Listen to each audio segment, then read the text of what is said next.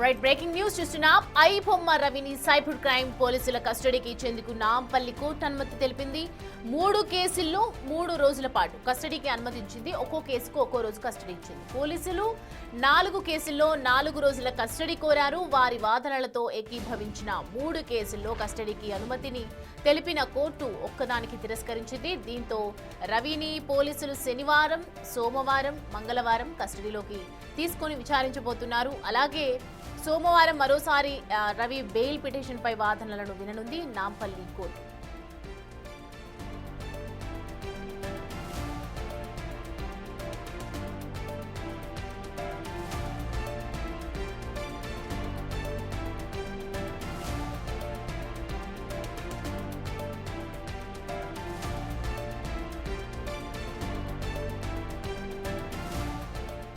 Right, మొత్తానికి చూస్తున్నాం కదా, శనివారం, సోమవారం, మంగళవారం కస్టడీలోకి తీసుకొని విచారించబోతున్నారు ఐబొమ్మ రవిని. దీనికి సంబంధించి పూర్తి డీటెయిల్స్ అడిగి తెలుసుకుందాం. మా ప్రతినిధి సురేష్ మనకి అందుబాటులో ఉన్నారు. సురేష్, ఐబొమ్మ రవికి సంబంధించి ఏ విధమైనటువంటి అంశాలు ప్రస్తావించే అవకాశాలు కనిపిస్తున్నాయి? ఈ కేసుకు సంబంధించి ఇంకా కొలిక్కి వచ్చే అవకాశాలు ఉన్నాయనుకోవచ్చా?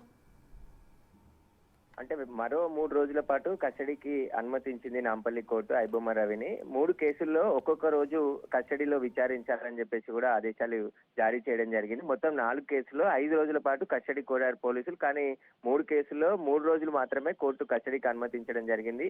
పోలీసులు రవిని ఇంకా విచారించాల్సింది. ఆయన రవి నుంచి మిగతా కేసుల్లో కూడా వివరాలు సేకరించాల్సింది కాబట్టి కస్టడీకి ఇవ్వాలని చెప్పేసి కూడా పోలీసుల తరఫున పీపీ వాదనలు వినిపించడం జరిగింది.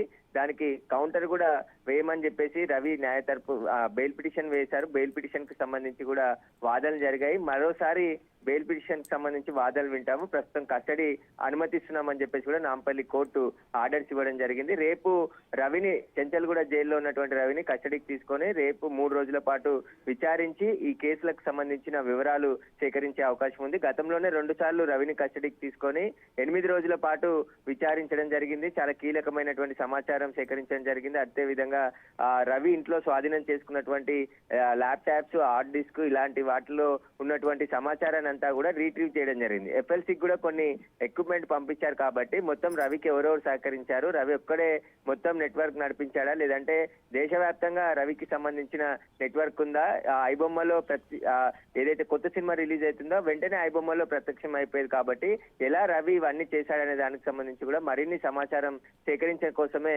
కస్టడీ కోరుతున్నామని చెప్పేసి కూడా పోలీసులు గతంలో కోర్టులో వాదనలు వినిపించడం జరిగింది. పోలీసుల వాదనలు ఏకీభవిస్తూ 3 రోజుల పాటు కస్టడీకి అనుమతి ఇవ్వడం జరిగింది. రేపు కస్టడీలోకి తీసుకొని 3 రోజుల పాటు విచారించిన తర్వాత మళ్ళీ చెంచల్గూడ జైలుకి రవిని తరలించిందన్నారు. కస్టడీ పూర్తయిన తర్వాత మరొకసారి బెయిల్ పిటిషన్ పైన వాదనలు విన్న తర్వాత కోర్టు నిర్ణయం తీసుకోనుంది.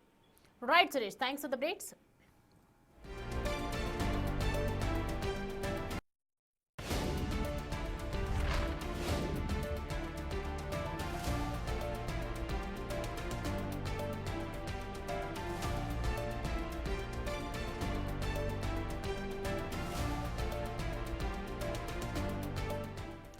రైట్, ఐబొమ్మ రవిని సైబర్ క్రైమ్ పోలీసుల కస్టడీకి ఇచ్చేందుకు ఇటు నాంపల్లి కోర్టు అనుమతించింది. కస్టడీకి సంబంధించి మరి విచారణలో ఏ విధమైనటువంటి అంశాలు ప్రస్తావిస్తారు అనే దానికి సంబంధించి కూడా పూర్తిగా ఒకే వైపు చర్చ జరుగుతుందని చెప్పొచ్చు. ఒక్కో కేసుకు ఒక్కో రోజు కస్టడీ కోరుతూ దాఖలు చేయడం జరిగింది. పోలీసులు 4 కేసుల్లో 4 రోజుల కస్టడీ కోరినటువంటి నేపథ్యంలో వారి వాదనలతో ఏకీభవించినటువంటి 3 కేసుల్లో ఒకదానికి కస్టడీకి అనుమతి తెలిపింది కోర్టు, మరొక దానికి తిరస్కరించడం జరిగింది. దీంతో రవిని పోలీసులు శనివారం, ఇటు సోమవారం, మంగళవారం కస్టడీలోకి తీసుకుని విచారించే అవకాశాలు కనిపిస్తున్నాయి. దీంతో ఉన్నటువంటి ఇంటర్ లింక్స్ ఏమై ఉంటాయి అనే దాని గురించి కూడా స్టేట్మెంట్ రికార్డ్ చేసే అవకాశాలు అయితే ఉన్నాయి.